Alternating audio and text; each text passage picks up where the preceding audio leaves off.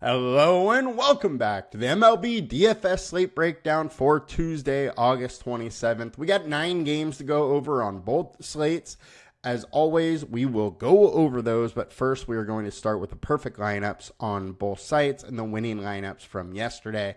Then we'll jump into pitchers to consider today, the high-owned ones, then some pivots to consider, followed by some stacks to consider, the high-owned ones, and then some others that you might want to think about for your lineups. Now, before we get into all of that, you gotta come join us at LineStar. This is the best time in all of the DFS calendar. We still have baseball going on. We got football starting right away. College has already started. We got NBA in 2 months or so. Now is the time to get involved, start understanding the tools, and let's get it going. Now, let's jump into the slate. Starting with the perfect lineup on FanDuel, we got Bryce Miller. He was my favorite pitcher yesterday. Went absolutely nuts, putting up 58. And then we had a 4-man Cubs stack and all one-offs after that. With the winning lineup going to FanDuel Brainlet 69, who did have Bryce Miller. They had a 3-man Philly stack, a 4-man Cubs, and then a one-off of Matt Olson, who just got it done. Home run, 2 doubles, 5 RBIs, 2 runs. That will definitely do it when you score 10. And the Cubs were just kind of necessary. When you put up 18, you tend to absolutely need some of them. Now, getting over to DraftKings, our perfect lineup is Zach Kelly at 4K. And then Bryce Miller, who again went nuts. Then we had a 3-man Brave stack. And then one-offs. Winning lineup on DK went to JRO02, who won by 9 points. They had Miller. They had Cabrera.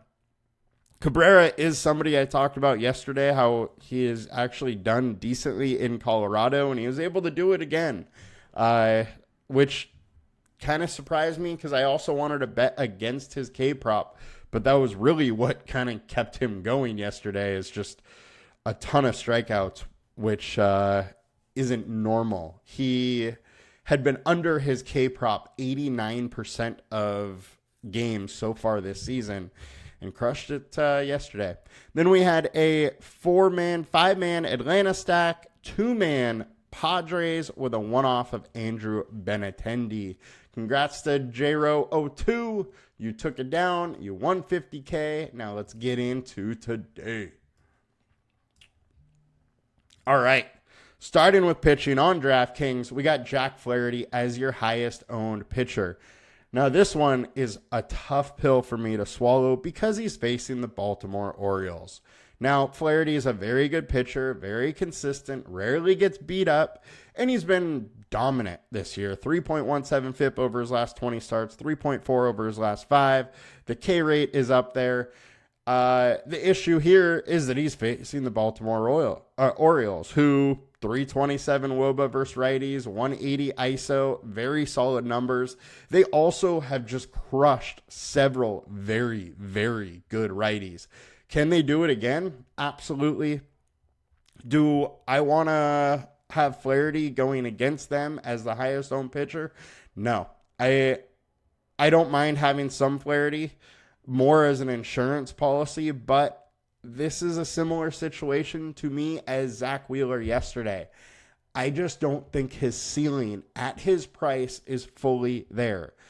I think his median projection today is fine. 2.1x, you could totally do it. That's why he's popping up as higher owned, but I heavily doubt a ceiling outcome out of him, and we really need to get high 20s out of him at 10K to really, help us win a GPP.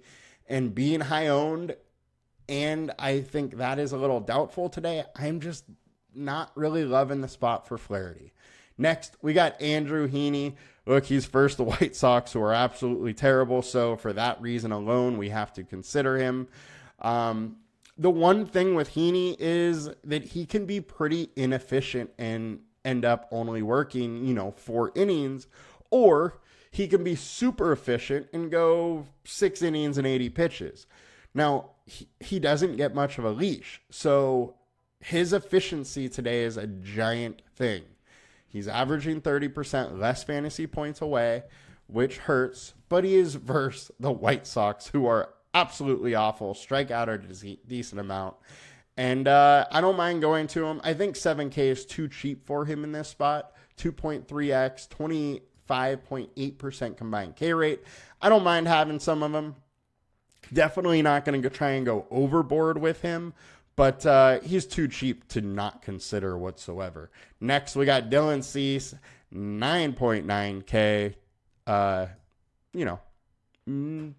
Moderately owned, third highest owned, but he's right there with the other 2 guys. Now, Cardinals have been hitting better lately. However, Dylan Cease is a beast and can have just giant ceiling games. So for that reason alone, I think you got to consider him. And if I'm saying, do I want Cease or Flaherty, I will take Cease at less ownership in a better matchup all day. The 2 of them have very similar upsides. Cease is a little more volatile. Cease has more of a downside, but his upside actually might be a little bit higher. He did put up a 50. He's put up multiple games of, 40-ish this year, which Flaherty is just a little bit more consistent. I will absolutely lean into the volatility and rather have Cease than Flaherty.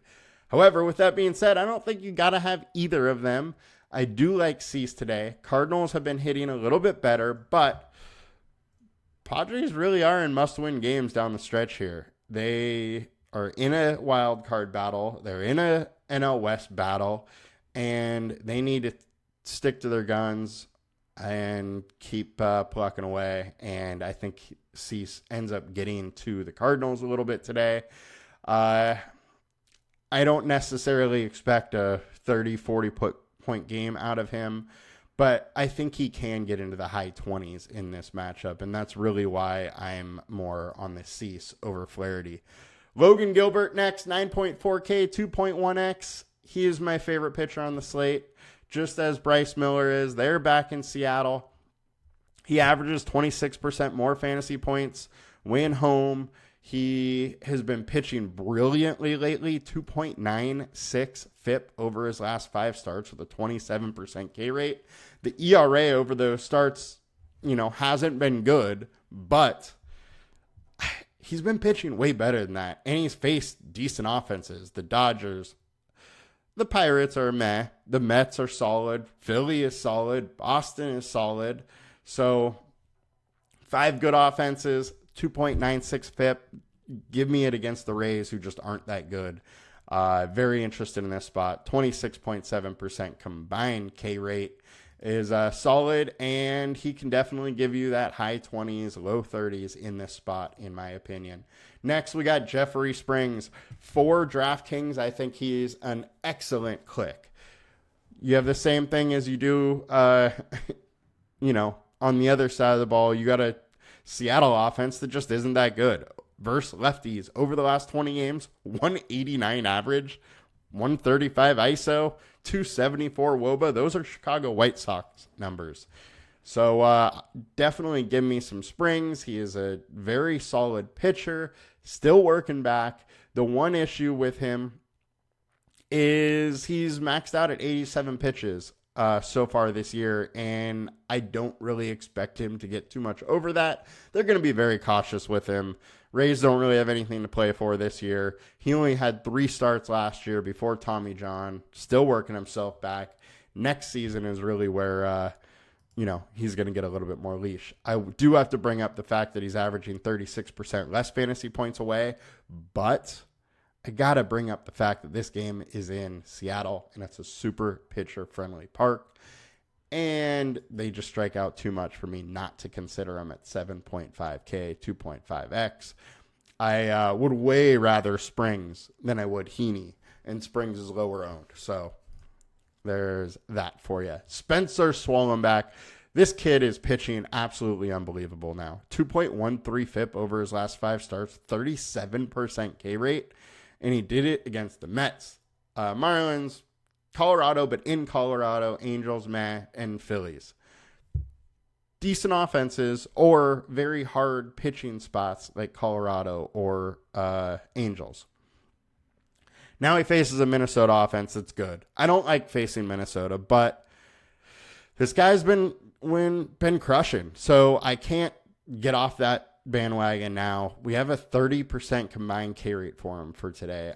I am interested, definitely willing to have some. However, the price is getting up there, and with that, I wouldn't go overboard. Next, we got Logan Webb.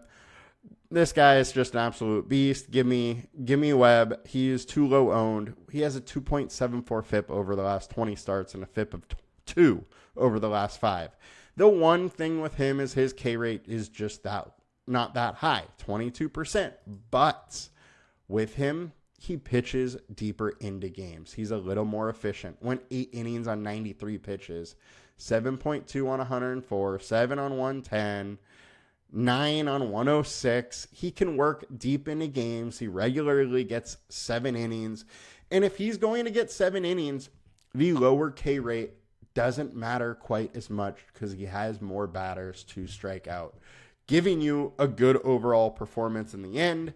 Yes, he does not have, 50 point upside like Cease or Flaherty, but he can absolutely give you mid to high 30s.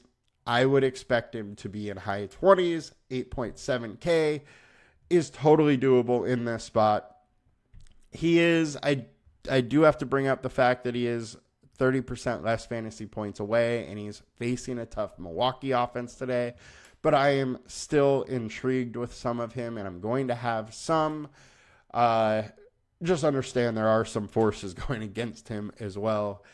But he is a very, very good pitcher, and I don't mind keep going on him. Garrett Crochet, nope, not enough pitches. Tobias Harris, 7.8K.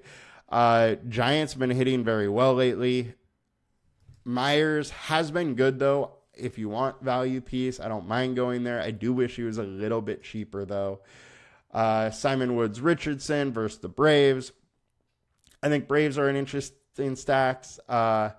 Simeon Woods Richardson, however, has had a couple decent games where at his price he could pay it off. I just wouldn't expect that against the Braves.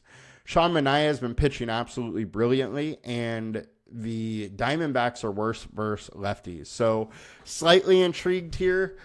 Absolutely willing to have some. Wouldn't go overboard just because the Diamondbacks have been playing so well lately. But Manaea's been pitching amazing as well. 2.41 FIP, 30% K rate over his last 5 starts. Faced Minnesota, faced Seattle, faced Baltimore in those 5.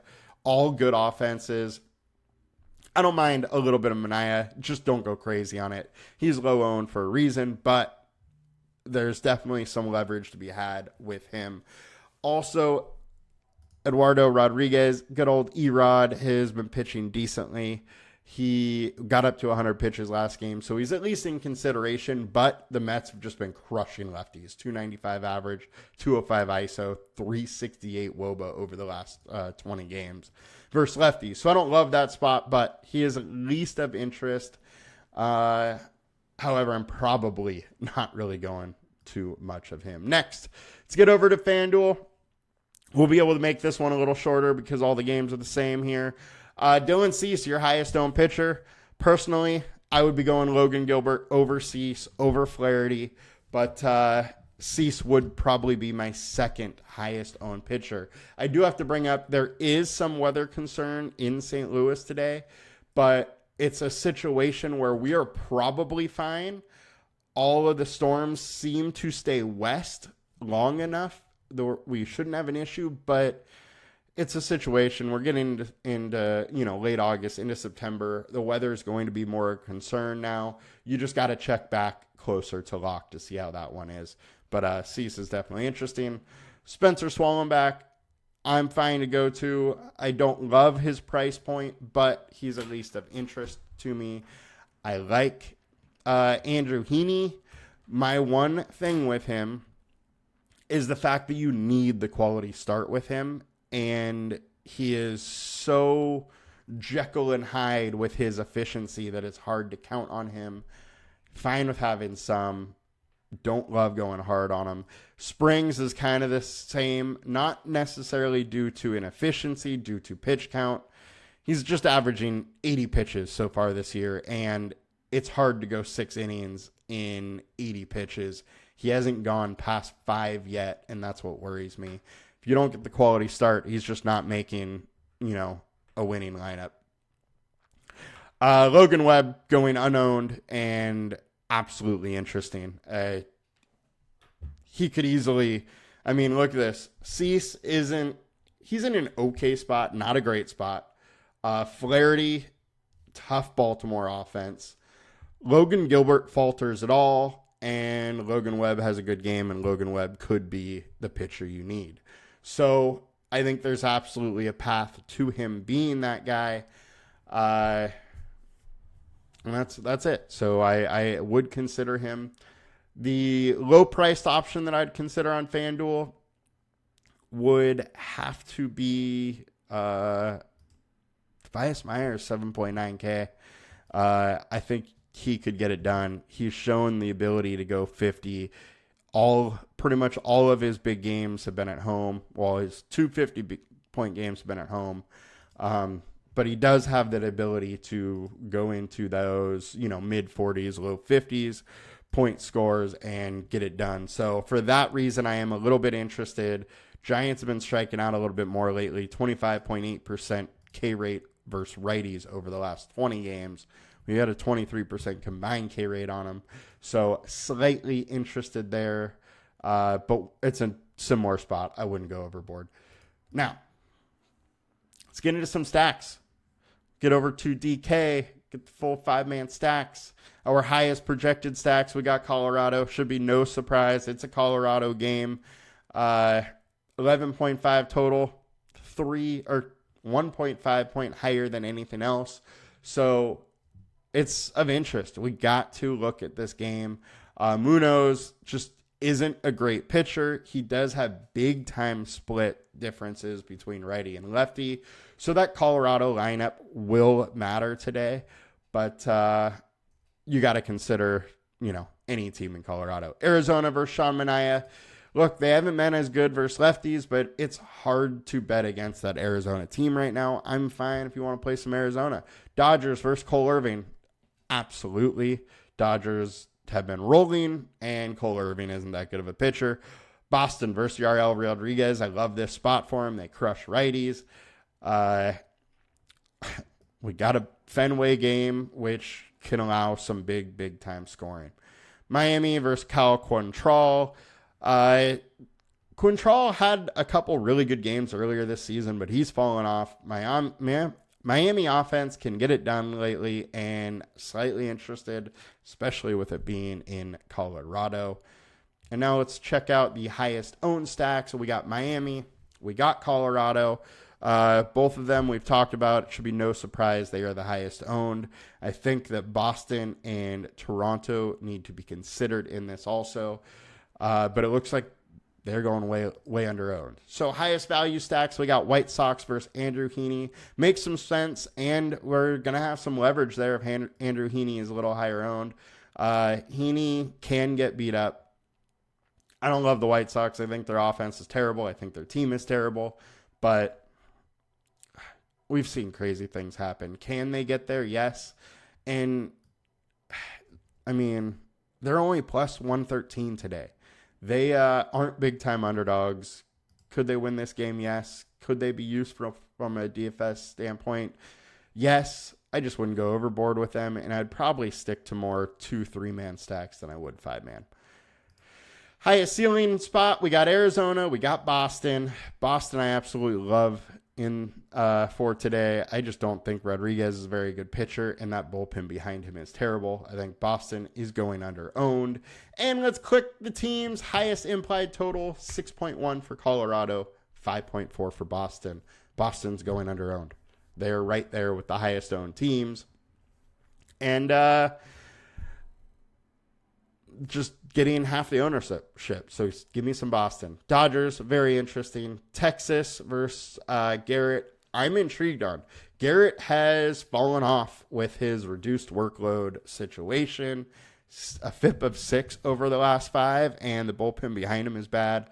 And then Toronto versus Cooper Criswell. Criswell has just been kind of your average MLB pitcher.